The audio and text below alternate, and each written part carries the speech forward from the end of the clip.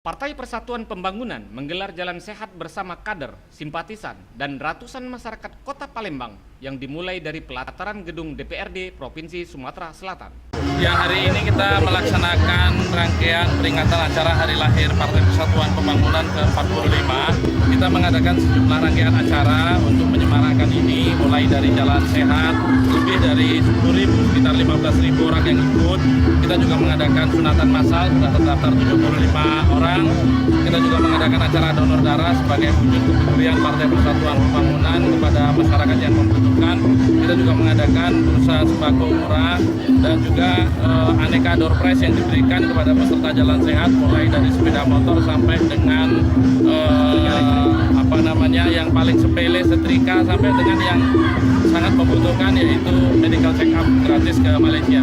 Harapan kita tentu, kita berharap Partai Persatuan Pembangunan bisa memberikan kontribusi yang lebih nyata di dalam pembangunan masyarakat Sumatera Selatan, dilaksanakan secara berurutan sampai dengan pelaksanaan pilkada 27 Juli yang akan datang. Sehingga ini merupakan awal dari seluruh rangkaian peringatan Harlah P3, dan ini akan terus berlanjut sampai dengan bulan Juni yang akan datang.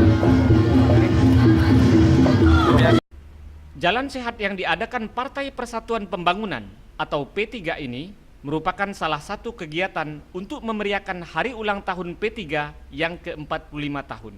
Reporter dan kamerawan Ahmad Maulana, tvsumsel.com melaporkan.